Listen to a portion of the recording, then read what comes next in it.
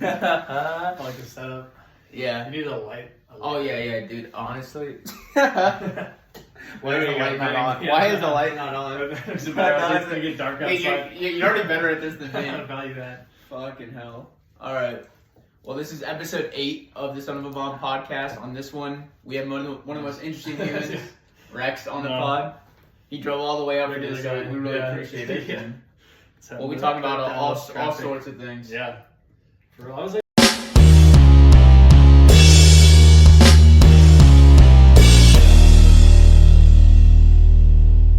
actually, what do you think Dallas has worse traffic than Houston? Oh, I don't know. I mean, I haven't been to Houston that much. Dallas traffic, I used to have to drive up all the time. 75 is awful. You can't, from 5 to 6:30, forget about it. No. It must have taken you at least an hour. It was 45 minutes. Normally, it would that's not even bad. No, I know. It would take me like 25 normally. And like, I was skipping traffic, you know what I mean? Like, I was going like on side. Dude, honestly, 45 is kind of lucky. Like, I driving to a launch place, like, and you know what that is, like, hour and 30 minutes, easily. Dude, that's crazy. No, like, seriously. That's not even that much farther south, right? Yeah. I mean, it's a little bit. I don't know what exactly. You live around there. Nah. Oh, his current place? Yeah, his current place, yeah. No, yeah, he's like 5 minutes further south than I am, I guess. Yeah. But I mean, like, up here, he's pretty close, right? Like, Yeah. Yeah, I mean, you don't have to go through traffic to get to him in here. Yeah. He lives, like, right next to, you know Legacy, right? Yeah. Yeah, that big road. Okay, that makes sense. Yeah. That's funny. But I think the best experience between me and you is the loop ring story. Yeah. It's pretty bad. I don't even remember what we could have made, like, what, $3,000, $4,000? For reference, so in college, me and Rex, we both decided to buy a cryptocurrency one night. Yeah. That it was promising. We watched a YouTube video about it, and it was like exactly what not to do. Yeah. This is like like not financial advice at all. Don't do this. Don't do this at home. We watched some type of YouTube video. They were talking about this crypto, and this was right when the pump. This was like Bitcoin was going this was crazy. like 2020, so like everything, the markets were just insane. Yeah, it was insane. Like zero interest rate. Yeah. Oh yeah. It was crazy, and we bought this coin called Loop Ring. I think we bought it for 25 or 50 cents. Yeah. It was like a quarter. The next day, literally the next day, it wasn't like a week later. We somehow timed this perfectly. The next day, it goes to $3.50, or like it goes to at least $3. No, I think it was like $4.50 at one point or something like that. It went to something absolutely insane. I mean, I thought I was literally Warren Buffett. I still think I am. Yeah, for real. I checked the coin before the pod. I think it's like 15 cents. Well, the main guy, Byron or whatever, he's like not associated with it anymore. Apparently. Are you serious? Yeah, like the dude who like helped one of the main like founders sold off his share and like left, like recently.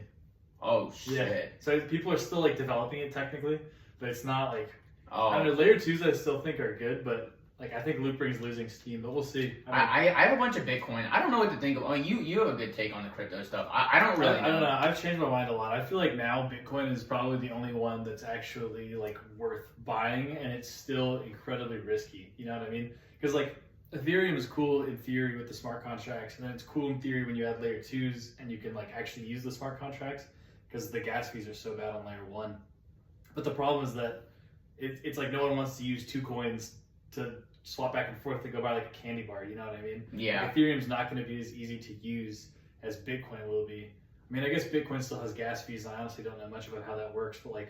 The way I've heard it described, and I could be an idiot, but like at least with Bitcoin, they'll use it as like a store of value, and then like the credit card's not going to change. No, yeah, so like I think that's the way that I'm at least I've been getting prescribed it. I'm also a big Bitcoin No, that's guy. right. No, I agree. It's like gold. Like if you're gonna buy it and not try to use it for anything, it's probably a good investment. But the other cryptocurrencies, I'm like super skeptical. I'm not even really sure. I mean, I honestly think with all this AI shit, like some of these blockchains are gonna get hacked. Yeah. I mean, it happens all the time, and like if Bitcoin gets hacked, like. I don't even. Yeah, I think the bigger issue is like quantum computers, because I saw something where some persons theorized that a powerful enough quantum computer could break Bitcoin. Yeah, I'm sure. And then it would be worthless like overnight. I mean, $90,000. I don't know. That would probably be like one of the greatest, like, I don't know, value destructions ever.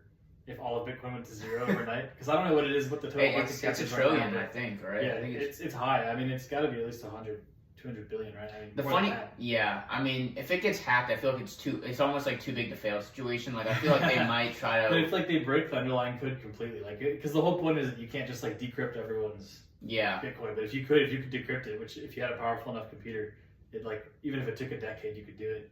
And then like the problem is you couldn't use any of the Bitcoins for yourself, so it's not really in a hacker's best interest to do that unless they want to just destroy. That also is a weird phenomenon, right? Because if you hack the Bitcoin and now it's a worthless currency, that's the point. that is kind of funny. Yeah. And for how like expensive like a computer capable of doing that would be to build, it would have to be like a country, like America, Russia, China, some country with the resources would have to be like, we just want to destroy it. I mean, they're saying that about AI too. Is that you saw that balloon? Did you see that balloon that was like in Washington or which one? There were a few like 2 years ago. Yeah. One of those, right? Alaska. Yeah, and they didn't know what it was. They said it was China, right? But it's they pretty. said it was a spy balloon. Yeah, they said it was China, right? And they like, like we thought it was China. But like, Lord knows, like if China has like some crazy AI or like think about if they're just like 10 years advanced in AI. Well, even there was like not long ago there was a leak where this guy at like a major like tech hacking defense firm like leaked all the tools and stuff that they have, and it's like some of the tools they have, I don't remember any of the like crazy ones off the top of my head, but I mean it was stuff for like they could like search your name and have everything on the internet on you like almost instantly. Yeah, that's wild. It's just like all these things that I mean we have all that kind of stuff too for sure. So does Russia. We actually hacked like an Iranian power plant. Like, was that the Israelis? Well, the Israelis did that. They were involved, yeah. But we played while we were doing it. We played like Highway to Hell or something like that over the like speakers the whole time. So it's like while this plant is melting down, we're using their speakers to play music. Dude, that's just crazy. That whole Israel. I mean, they just got attacked again. That's for a while. Really? Recently? Yeah, like today? Like 2 days ago. Okay, wow. Oh yeah, I think it was Hezbollah. Yeah.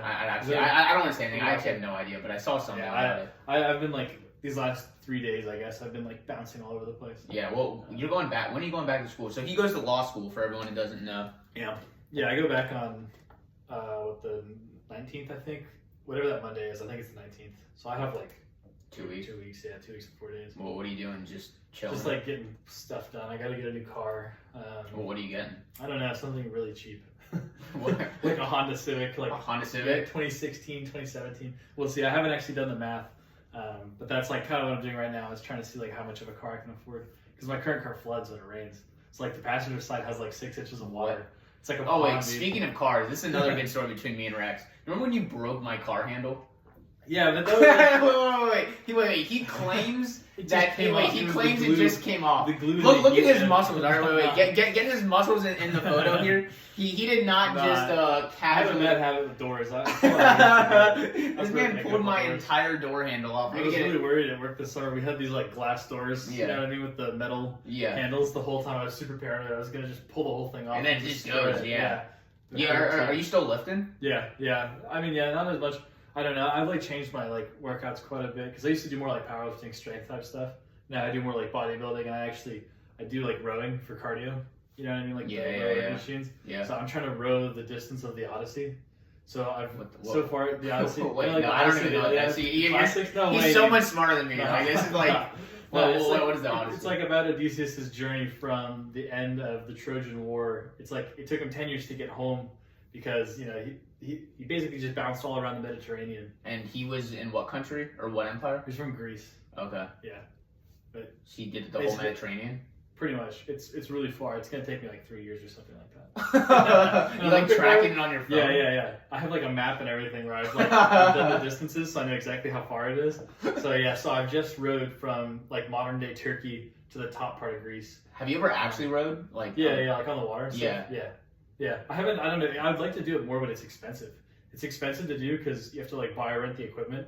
And then clubs everywhere are full because, like, especially in Texas, there's not very many places you can actually go. Like speedboat to row, or not even speedboat. No, is it a sailing boat or no? Is It's it not even a sailing boat. It's like normally like 3 or 4 dudes in a boat. I mean, it's like the Olympic. Yeah, exactly. It's like the Winkle. I think of the Social Network and the Winklevoss twins. That scene where they're going like that. That's exactly what it is. It's the same thing.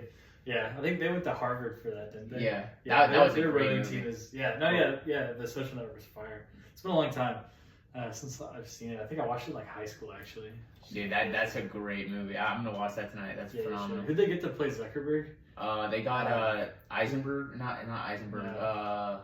You're right though. He's in like a bunch of Seth Rogen movies. He's a Jewish guy though. Yeah. He's curly hair, brown. Yeah. His character is like always kind of quiet and awkward. Yeah. He's a really good actor. He's like the perfect choice. But have you noticed that Zuckerberg is like trying to rebrand himself? Wait. Did you see? Okay, there's a bunch of Zuckerberg stuff. He's trying to get like notoriety right now. He went on Rogan last month. I was watching that, and then he went on. Seen like the episode. He went recently with Jensen Huang, the Nvidia guy. Yeah. Supposedly he bought the most amount of this H100s of any company, and like they were like going back and forth about it. But dude, he's like. I mean, you might have a good take on it, but the whole open source AI versus closed source AI, and I don't know. You're always big on privacy and technology. Yeah, I don't know. Open source does like better. Like I saw this chart the other day of open source versus closed source AIs, and open source AI improves a lot faster. But it's like it's debatable if we want that. You know what I mean? Dude, I think the closed source AI is dangerous. I mean, yeah, I don't know. I'd be really curious to see because like even OpenAI has that thing QStar. Which like they don't really talk about. Well, what is QStar? It's like their super AI that they're like afraid to release. Which it could be like they're building up some kind of crazy marketing thing where they're gonna be like, this AI is too scary, we don't want to release it. And then when it does come out, everybody's gonna be like, oh my god, it's insane. But I don't know. LLMs are interesting because a lot of what they really do is they just predict what word is supposed to come next. You know what I mean? Yeah. That's why like if you take like ChatGPT, I mean the higher models that maybe fix this, but if you say like how many words or how many letters are in the word apple. It has no idea, so it Googles it to find out basically. It does Google now. So I use ChatGPT every day now for random stuff, and it uses actually Google. ChatGPT. It says So it says browsing. It'll be like it's loading. It's like browsing. So it can search like the existing web. Yeah. That's crazy. Yeah, so they can now, and they're coming out with a search GPT, which I guess is supposed to compete with Google. Yeah, and then even Apple's coming out for the iPhone 15 and up. I think is going to get Apple AI or whatever. Yeah, which is just open AI. Yeah, but I feel like that's when it's going to finally be cool and useful because it's just going to know you super well. They're doing it on the Microsoft computers, the Copilot or whatever. Yeah, I use Copilot sometimes, but it's not that good. It's not that good. Honestly, like what I've been using a lot is ChatGPT there's like an Adobe Acrobat built-in reader thing, so you can just dump PDFs into it and then it'll summarize it and ask questions. That's been pretty helpful. Have you ever messed around with the Harvey? Do you know what that is? I've heard of it, but I haven't played with it very much. So it's a law version of it. Oh, really? Yeah, and it's yeah, from Suits, right? Is that what it's supposed to be? I have no idea. I think so. I think that's the character in Suits. Oh, really? I've seen that. Harvey Specter. Yeah. But this thing's called Harvey, and I guess it's like the biggest AI law. I don't know shit about. I don't know. The problem with law, like AI right now, is that you can't. So large law firms are like trying to co-pilot it. Programs with AI to like test it out because it would be really helpful, but the problem is that everything law firms do is confidential for the most part unless it's like publicly filed. So the issue you have is like if you have ChatGPT, if you were to say like my client is this company and they have this problem, like that goes into ChatGPT system and then anybody out there could technically go through and say give me a list of this company's legal problems. So you would need someone to create your own LLM. Yeah, basically you'd have to have like an internal, and I'm sure that people are making them. Yeah. But the other problem is like so there's two big tools that you use like especially in law school for research. Yeah. There's Lexis AI and Westlaw.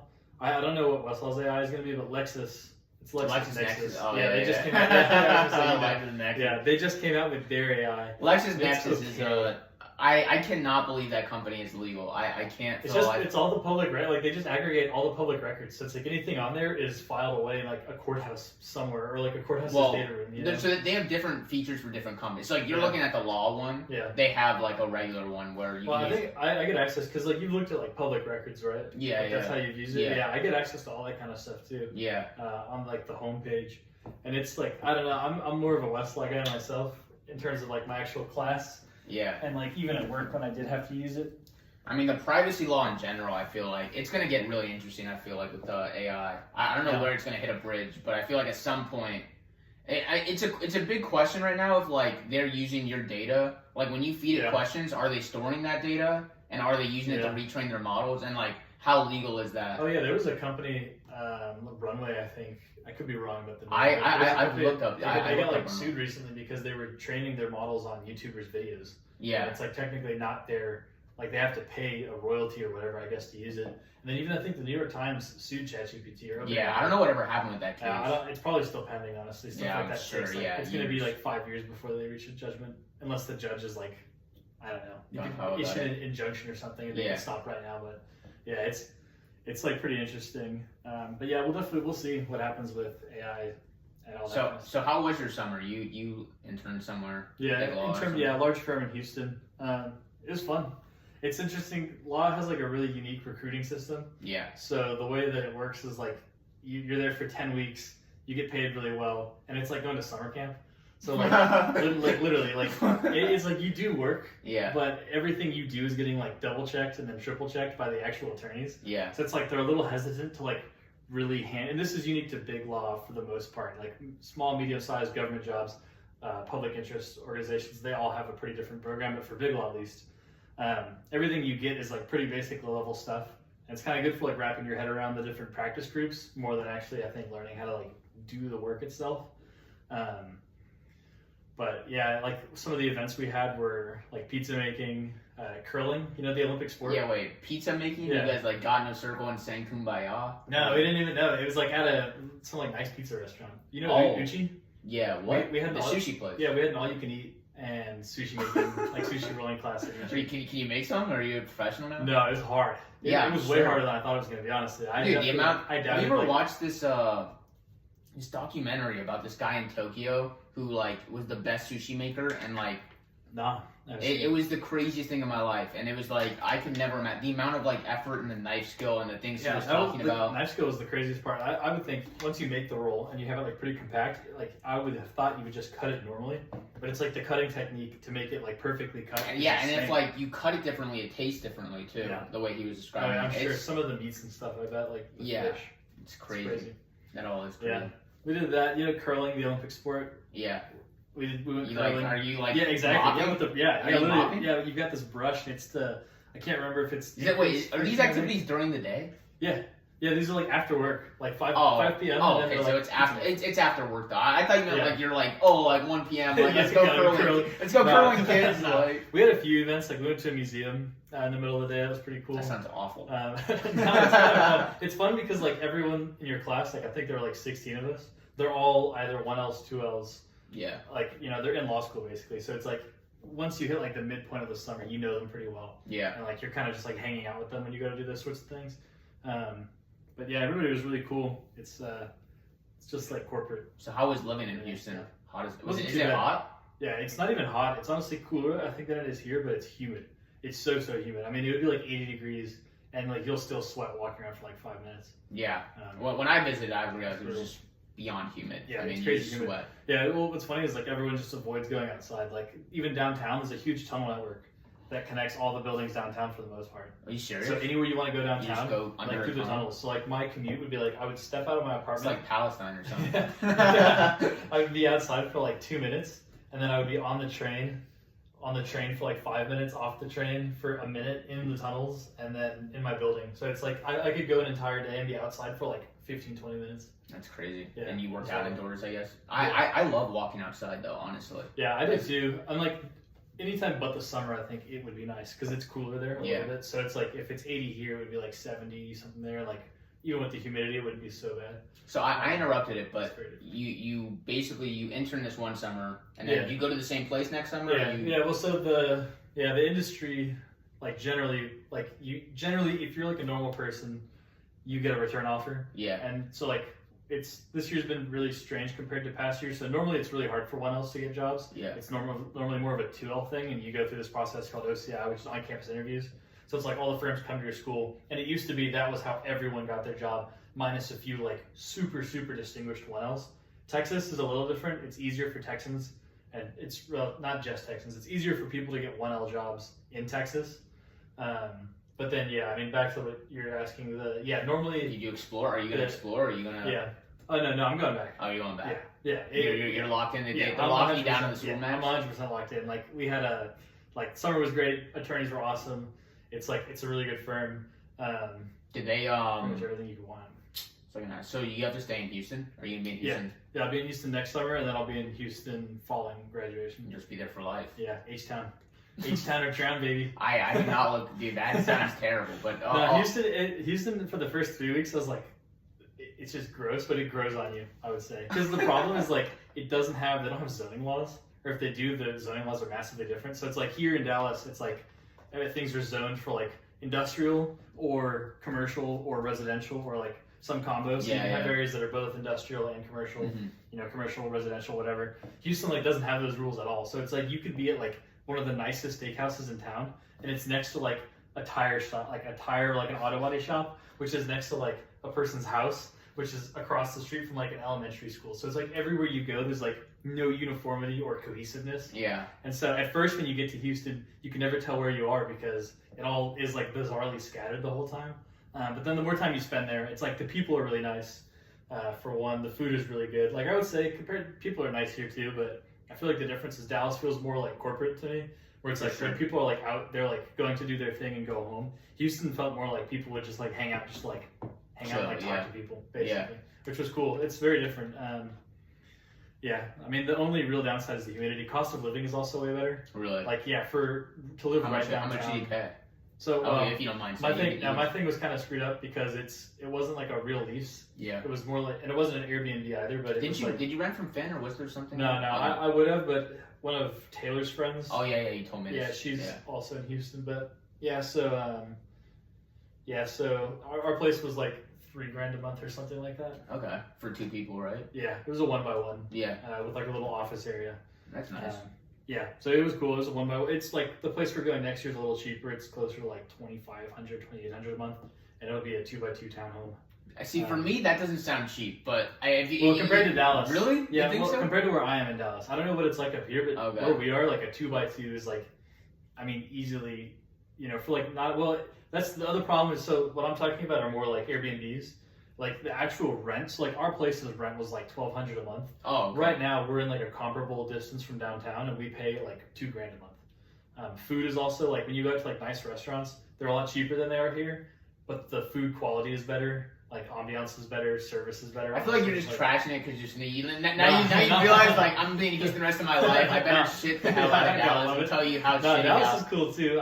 There's like a big rivalry between the two cities, obviously, and I feel like since I've only been in Dallas for a year, I'm not like Dallas enough. You've been in Austin too. I mean, you've really hit the whole triangle. Yeah, I feel super Texas. If I could live in like San Antonio for like a year and El Paso for a year, I would be like the ultimate Texan. I don't know if you want to go to El Paso, man. It's too far. It's too far, and there's no like legal market for like what I'm getting into right now. Yeah, anyways. That would be like maybe down the line or something. Yeah, I'm sure there's some interesting law. There's gotta be. Yeah, there's gotta be. I mean, there's like anywhere there's oil and gas. You know what I mean? I don't know if El Paso has a lot of oil and gas, but like there's a lot of desert out there. There's gotta be something, Yeah. People mine like sand and stuff for fracking. So are you a litigator or are you a... transactional. Okay. Yeah, so litigation is like more of what people think lawyers do, where you go to court. Yeah, some of them don't even ever go to court, which is funny. But yeah, and then there's transactional, which is more like just writing contracts, I guess. So like a lot of what I did was like, we would be doing like a M&A deal, and they'd be like, since I was really, really low on the totem pole as a summer associate, they'd be like, just go find like precedents for these documents we have to do. So like a deed. It's like a paralegal, right? I've watched a little bit of Suits. I know. Yeah, kind of. Not really. I mean, it's like you're still doing lawyer work, but it's like the stuff you're doing is like what a first year associate would be doing. Yeah. And it's like it's really low on the totem pole. So it would literally be like we've done this exact same deal like 2 years ago, and so like let's say it's like a finance thing, so it's the company wants to take out money. They're like, we did the exact same deal 2 years ago. Go find that document and then update it because they want to use like a different subsidiary for the same transaction, basically. So you're going and saying, okay, we did this, finance deal, whatever, 2 years ago. You find it, and then you just find every mention of like the first person's name. Yeah. So like an example would be like the first one might literally have been like Sloan 1, and the second deal you wanted to do under a company called Sloan 2. So I would just go through every instance of Sloan 1, make sure, and swap it out for Sloan 2, and then like all the dates you check, and then like 2 like. Since like what you're really there for. What happens if someone fucks up? Like what happens if you... There are so many people on the team that it's like never material. You know what I mean? Like the big important details don't get screwed up. Like there were some precedents that I would look at and I'd be like, this just like isn't drafted very clean, but it's like still gonna do what you want it to do. It's just like it's less intuitive to understand. Yeah. Like there was one that I read where it had this clause that was like, basically it said like unless something in the contract asks you to do something illegal, you're not going to have to do anything illegal. But it's like what you can really also do. Yeah, it sounds weird, but the idea is basically so that like it helps the company kind of cover their bases, so they can say like, because hopefully there's nothing illegal in the contract, and so then it's like the company can cover their bases and be like, well, in your employment agreement we said we wouldn't ask you to do anything illegal. Yeah. So you did this like of your own volition, and you're on the hook for it, not us. the formation of contracts, right? Like when someone creates a contract, like that was my favorite class. really, I love contracts. Yeah, I think it's interesting because I'm messing around a little bit this with my company right now, but like the formation of contracts and like how you like if you're a lawyer, are you just going based off of your experience with contracts in that area? Honestly, I don't know how like smaller and medium sized firms do it because like it's a really really large firm, and so it's like we have like thousands and like if you want like an employment agreement, we have 1,000, 2,000 of them because it's like we've been doing and you have employment agreements that have worked. Which ones haven't worked? Yeah, well, pretty much. Or like even attorneys will be like, oh, I know I've used this employment agreement for the last 3, and it's basically applicable here, so you can pull that one. And then like what normally happens is like the first year for summer associate, like what I was doing, you scrub it and you make it so that you can send it to the next highest person on the totem pole. They can look at it. They can add all the relevant information that you left off, and then they can send it to the next highest person. He can look at it and be like, okay, well, like, because like he actually would understand, he or she would understand the actual like what the contract is supposed to be doing. You know what I mean? Yeah. And so then he could say, well, this clause it's irrelevant here because like, this is like an industry specific concern. We don't need to worry about it. So you can get that one taken out of, or you can add another clause if you need it. Yeah. What do you think separates like the really good lawyers from like the mediocre ones? Like if I don't know, I think you've been in transactional work, probably just like the amount of experience, I guess. I mean, like I don't know. I think experience, because it kind of depends too on what kinds of like work you're doing. Like a litigator would be a very different set of skills because like a litigator, it might be more important to just like know the judge. Like you could be phenomenal, but if you don't know the judge as well as the other guy, he might have a leg up on you, I guess. That's crazy. Versus like in transactional law, it's probably just like cleanliness of drafting. You ever think some of that stuff's gonna get removed, like the biases and like the judge? You think it's gonna be ever gonna be an AI judge, or like there's gonna be like there's gonna be a real judge, but there's gonna be like an AI second one? Judge. Yeah, maybe. Or like on Game of Panel, they have like one real judge, 4 AIs that like make the problem is that AI is really bad at doing legal stuff because law, especially like litigation, is so dependent on like the facts of the case, and like you have a lot of cases where it could be like a coin flip, and so it's like the AI would look at it and be like, I don't, like, it's 50-50. Either side could technically win this. And that's when like a jury or a judge would have to make like a moral decision to be like, well, even though both parties might be in the wrong, these guys are slightly more in the wrong, and determine how to chop things up. What's your opinion about appeals too? I always find that really interesting. Like, if you, like in no other sector of business or law, like, can you lose and then just say like, oh, like appeal. Yeah, like like I didn't actually lose. Like I'm going on to the next one. Yeah. You know? I don't know. I mean, they're good to have, I think, because like the lowest level courts don't always get it right. Because even sometimes when it's like big constitutional issues, the lower court will literally be like, we don't know, like send it up. So then it'll get sent up to appeals. And then even sometimes appeals courts will be like, we don't know, send it up, and they'll send it up to the Supreme Court and like hope that they take cert and they agree to hear it, basically. Yeah. Because sometimes they choose not to for various reasons. But it's pretty interesting. I don't know. Biden's trying to amend the Supreme Court right now and have like term limits and stuff, and I think it'll be pretty sure he should add an age limit for himself is what he should do. Yeah. I don't know. I think that I think his reforms should be popular.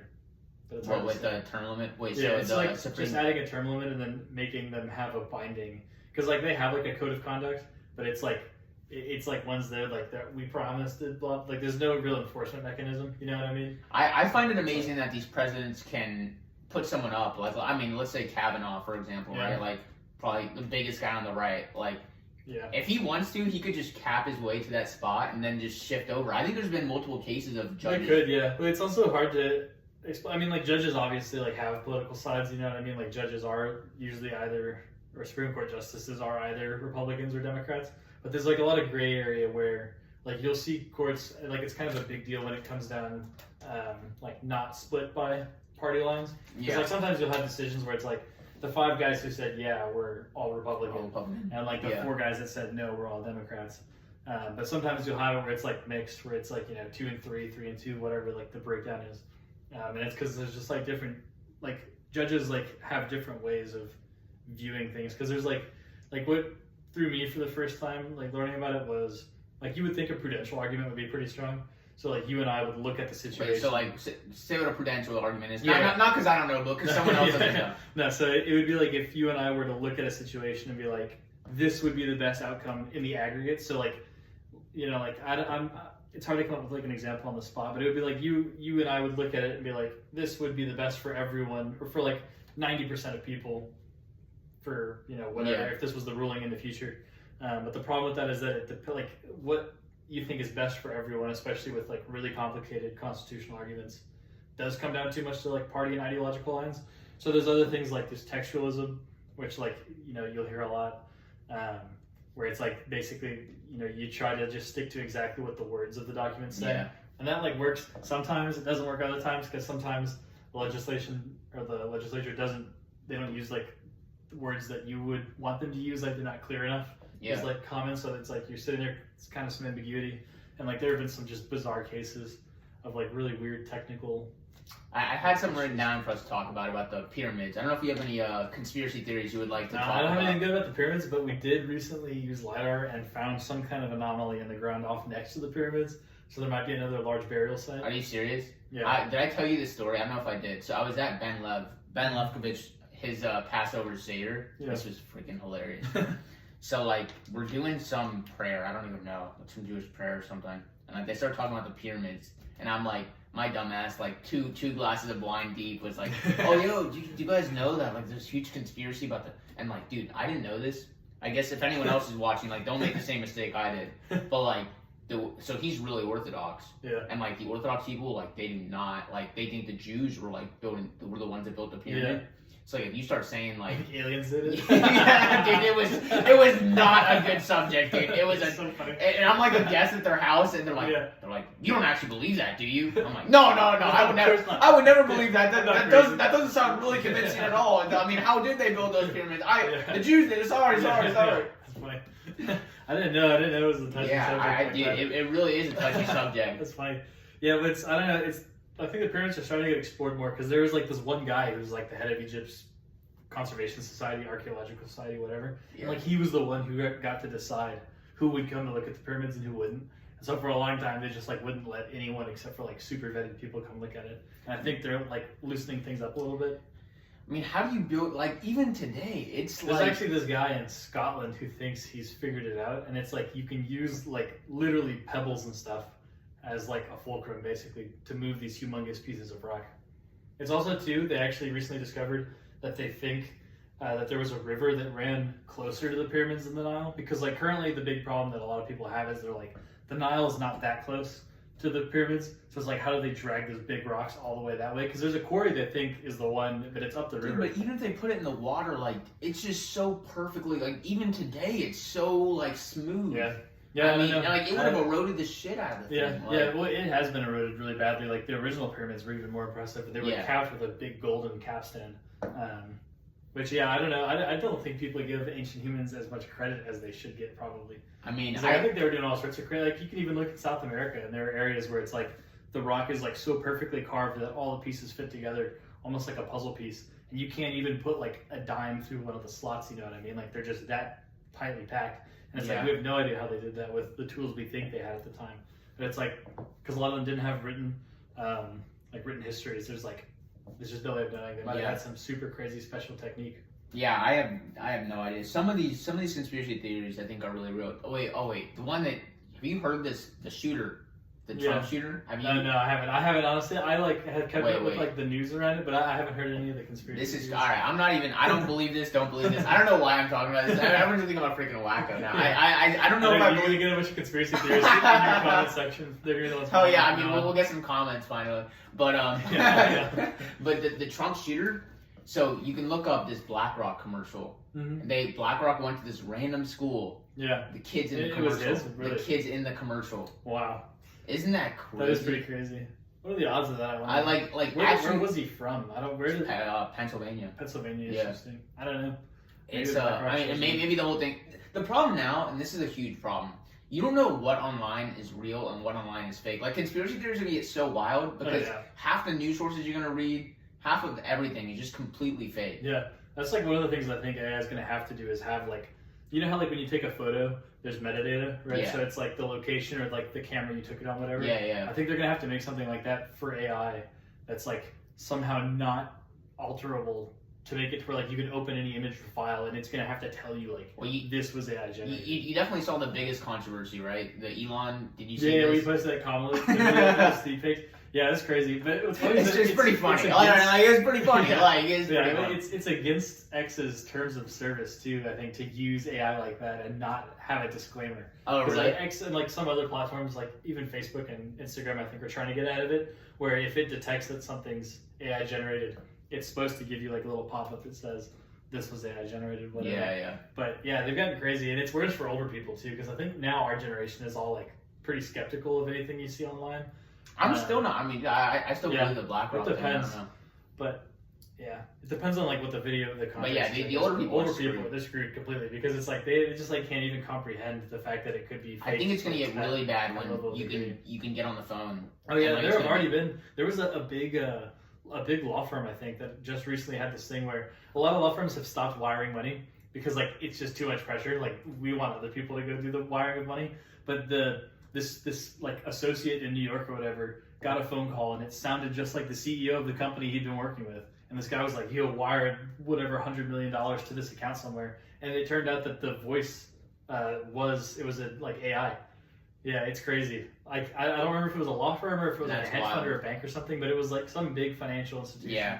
And yeah, literally, like they got a phone call. The problem with wiring real money, though, like these people are gonna ask for Bitcoin, right? And then you might be able to know. Yeah. Well, I don't know. With wiring, it seems like if you wire it to the wrong place, it's just in the wrong place. Really? Because like we had to go through this little training, even though we don't like ever wire money. Like you still go through this little training, and like we would never, as summer, so that's like the partner would be doing something like that. But it's like the rules are like you have to like read it out loud to 4 other people 20 times. To make sure that it's the exact number, because it's like if you screw it up and you send $1 billion to the wrong person, like that is really mad. That is the funny thing that I always realize. Like people always want to get rid of the middleman, but like sometimes the middleman is so necessary. Yeah, like, for stuff like that it is, because like I don't know, for especially to like seeing like some of the M&A context, like we went through this little training about like what kinds of questions you'd want to ask, because like a big part of doing M&A is due diligence. So it's like if your company is like constantly being sued and I want to buy your company. Like, that's something that I want to know, right? Yeah. Like, I want to know that you might have problems. And so, stuff like that. But it's like, you can't just say, like, I want all material documents from 2018. Because now you get to say, like, well, this isn't material. That's not material. You know what I mean? You get to kind of pick and choose what you say. At what stage, I mean, this is getting really technical. I don't know if anyone wants to hear this. But, like, at what stage in the M&A do you get to... Because, like, if let's say I'm my company right now, Honest Home Hub. Also, we should we should do an ad right now. Yeah, sponsor break. Honest Home Hub, you need your house cleaned, you want an HVAC, plumbing, anything like that. You get rewards across all your home services. Go to Honest Home Hub, get 3 quotes. Perfect. HonestHomeHub.com. Quick plug. But let's say Honest Home Hub wants to buy a company. Let's say Angie's List or something, right? Yeah. Am I allowed to just say I want to do due diligence and find out everything about their company and I have no intention to buy? No. They would have, like, I mean, I don't know. I'm sure that does happen, but it's, like, more likely that they would have to, like approach you. Well, it could happen either way, I guess. But yeah, basically you would say like, hey, I want to buy you guys. And then they would have to say like, okay, yeah, we want to be bought. And then you would like normally get lawyers together to enter into a contract about how this process is going to go. So it happens with lawyers, not like the actual companies. Because they might say like, we want, you have to buy us within like 30 days. You're going to pay, $5 million, whatever. Like you're going to reimburse us for any costs that we incur while we're trying to give you due diligence and everything. And like, I don't know, there may be penalties if you back out sometimes. I think there are, because otherwise, you could go around trying to like buy competitors. Yeah, exactly. And then just corporate espionage. Yeah, I don't know. I'm not sure, but that would be like my guess. But I feel like normally the parties like actually want to work together. Yeah. Because like, I mean, it's so expensive. Like there's probably cheaper ways for a company to learn about another than to like pay an attorney $2,000. It's crazy the amount of stuff people pay attorneys for is what I'm realizing. Yeah, well, for business stuff, I think it's worth it. He thinks it's worth it. Yeah. I think you're getting good value. You're getting a lot of good, especially when there's rocket lawyers. Especially when you're talking about like using employer contract. Yeah. You definitely cannot look that up on RocketLawyer.com for $60 a month. But you can. But the problem is that I'm busting. Rocket Lawyer's gonna give you something, and then you're gonna get to court. And the judge is gonna be like, what is this? All right, Like, exactly. did an attorney write this? And you're like, no, Your Honor, I got it over on All right, and then well, they're gonna like, make fun of you, and then you're gonna lose because you're gonna be like, well, this contract's illegal. scratching my beard really hard right now Yeah, for some exactly. reason. Definitely didn't do that. Yeah, right. Well, I mean, if you're like a small enough company, it's Yeah. definitely worth it to like try to DIY it. Yeah. Like, my fiance has a like her family runs a small company, and I've looked at their contracts and stuff like that just out of curiosity. And it's like, are you charging $300 an hour? Or no, what's God, going no. Not an attorney. Can't provide legal services. Can't Oh provide yeah. legal advice, Can't do any of that stuff. We'll cut this part out. We'll cut this part out. No, you don't even have to, because I didn't give them legal advice. But just like look, like when I was taking contracts, because I was like, well, I wonder if I'm going to see things from my class and their contracts are like one page. Yeah. It's like really Spartan, like, and they've never had problems. Because the other thing too is like 90% of the time when there's only like a couple $1,000s on the line, That's what I'm saying. it's not even worth it for you to hire an attorney to go litigate it. It's better to just like let the matter drop and not do business with them again. Like that's cheaper for you in some cases. I mean, like the thing is like at a really big level, if you have like somebody breaches $100 million deal, like then it's definitely worth it for you to get an attorney, because like even if you recover $50 million and the lawyer's fees are $5 million, you're still still up in the positive. Yeah, you're doing better at least. And so for those kinds of things, it's worth it. But yeah, I mean, for like small businesses, probably you should just start with. I mean, I also wonder, and I think I was asking this to Carl one time, but like I think there should be some type of AI or some type of system to be able to review past cases and say, like, with this employer agreement, I expect you would win 75% of the time. Westlaw has like some interesting stuff like that where they'll show like firms' win rates in certain courts in front of certain judges. So it's like you can like look and see like, oh, this firm wins 90% of the time. Startup idea for anyone watching: gambling on different court cases. DraftKings, but for court cases. I'm sure you can gamble on Supreme Court rulings. Like if you can gamble, I'm sure somewhere offshore. Yeah, someone absolutely has set that up. Yeah. I'd be really curious. I don't know anything about gaming law. Yeah. I just know in Texas you can't take a rake. That's like. All right, we'll finish it up with this last question. I'm gonna start asking this last question to every guest from now on. Who's the most interesting person you know? Like personally? Yeah. It's probably this guy I met working this last summer. So really? he's from Singapore. He was getting ready to go to Cambridge to study Assyriology, like ancient Assyria. And then the Singaporean military called him and was like, "You've been drafted. Like, show up tomorrow." So your options, because he's not. So Singapore's thing is like you're a citizen, which is really hard to get. Mm-hmm. You're a permanent resident, which is really hard to get, but not as bad as citizenship. Or you're just like a whatever visa traveler. Yeah. So to keep your permanent resident status and to like not get arrested immediately, you like have to go serve if they call you up. So he literally had to put his life on hold for 2 years to go serve.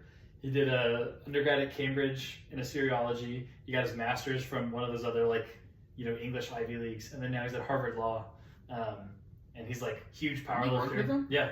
This last summer he's my year. This literally sounds like the JD Vance Singaporean story. Yeah, no, it's crazy. He has a really cool because background. JD Vance did that same thing. Yeah, basically, yeah. No, he has a really cool background. So in terms of most interesting people that I've ever met, probably him, because he can like read cuneiform.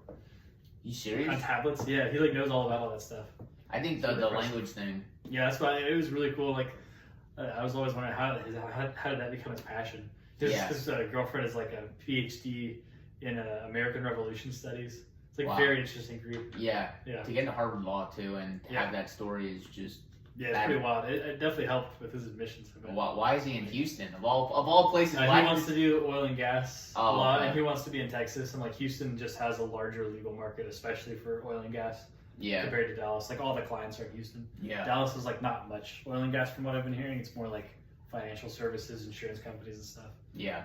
That's interesting. Just surprising. I guess an interesting thing to want to go into with that background, but it's probably a lot of money. Well, it's like what his dad was an investment banker and did like oil and gas investment banking, so he like kind of knows about it already. Makes sense. All right, we'll wrap it up. That was episode 8. That was pretty good talks about a lot of different stuff. Variety. Yep.